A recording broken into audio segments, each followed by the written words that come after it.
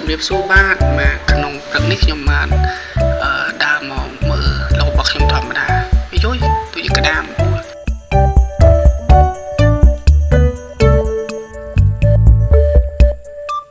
សំណាងមែនបាទជួវាមកធំអូយរត់លឿន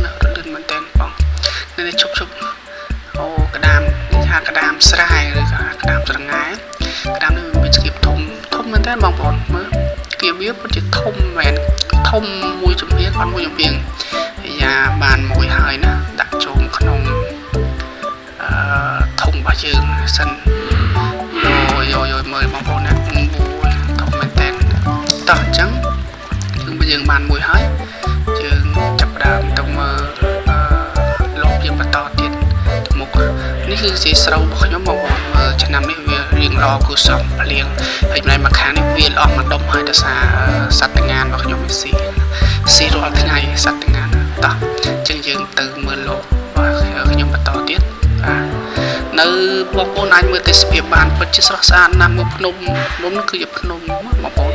តែខ្ពស់ហ្នឹងគឺមានពពកចុះអាប់ព្រឹកឡើងពិតជាស្អាតមែនទែនហើយមើលទេសភាពជុំវិញបងប្អូនអើយស្រស់ស្រាយចំការគ្មានអ្វីទេគឺរូបភាពទស្សនភាពបែបនេះគឺវាមួយបែបផ្សេងពីទីក្រុងបងប្អូនតោះអញ្ចឹងយើងកុំមកខាត់ពេកយើងទៅមើលលបរបស់យើងទៅមើលវាចូលនេះខ្លះដែរបាទក្នុងថ្ងៃនេះបាទតែយើងបានមួយហើយគឺក្តាមបងប្អូនមើលគឺខ្ញុំថតខ្ញុំមកតែពិតមកពីអ្នកកូនខ្ញុំបាទកូនខ្ញុំមួយនៅខាងក្រោយគាត់តាមឲ្យទៅណាក៏គាត់តាមដែរបាទឥឡូវណែយើងបានមកដល់ហើយមើលបន្លែទឹកដែលខ្ញុំដាក់បងប្អូនដាក់ឡើងហ្នឹងគឺវាចូលច្រើនបច្ចុប្បន្នវាមិនសូវមានត្រីប្រហែលទេកាលពីមុនត្រីច្រើនបងប្អូនតែឥឡូវវាមិនសូវមានត្រីភាសាមានការឆក់ផងអីឥឡូវយើងមកមើលលបរបស់យើងសិនឲ្យខុសធានបត់មើលលបបាទ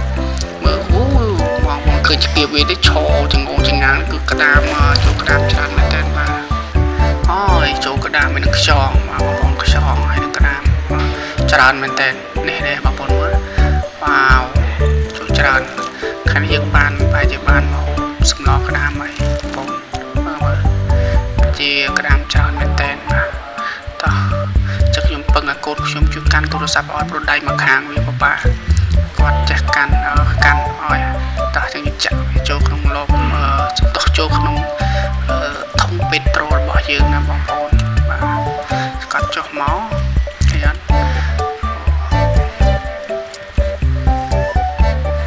វារៀងដូចពិបាកចាក់លបនេះទិញពីគេមកពីមុនយើងធ្វើច្រើនលបរស័យតែឥឡូវយើងបច្ចុប្បន្ននេះគឺគេច្នៃចេញពីលបជីពីម៉ងបងប្អូនសាច់ម៉ងហើយគេថាសាច់ម៉ងស្គាល់ច្រើនហើយជាមួយដែកនេះគេភាពច្នៃប្រឌិតរបស់គេជាល្អមែនទែនបងប្អូនគេស្រួលហើយវាធន់ក្តាមល្មមវាគៀបមិនដាច់ដែរបងប្អូននេះប្រាក់ពីជុំវិញសងខាងបងប្អូននេះដល់សរមួយនេះវារឹងមែនតើវាមិនងាយចេញទេណាបងប្អូនដល់យើងបានហើយបងប្អូនមើលនេះណានេះឃើញអត់ក្តាម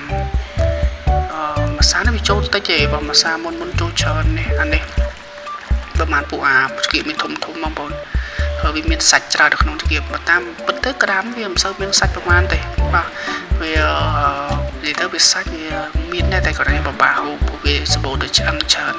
តែបើសិនជាវាបានស្គៀបធំច្រើនយើងមានសាច់ហូបនៅក្នុងស្គៀបហ្នឹងណាអូខេតោះអញ្ចឹងចាំមើលវីដេអូតទៀតខ្ញុំមកយកវាចាក់នៅក្នុងកធុនម្ដងចាំមើលតើវាបានប្រហែលនេះបានចំមាយនេះវាស្គៀបតគ្នាទាញគ្នាឡើងមកបាទ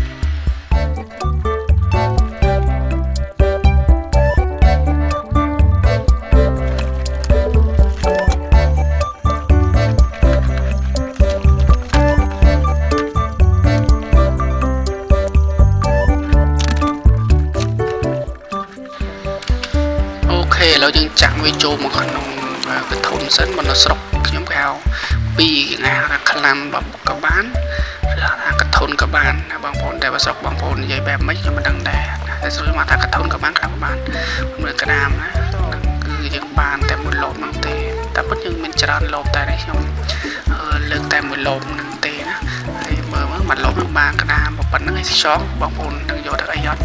ខ្យងយើងយកទៅឲ្យត្រីស៊ីឬក៏មាន់ស៊ីវាសម្បូរដោយប្រូតេអ៊ីនណាបងប្អូនខ្យងស៊ីស្រូវហ្នឹងគឺវាអត់ប្រយោជន៍ទេគឺខ្ញុំតែយកឲ្យត្រីឬក៏មាន់ស៊ីបងប្អូន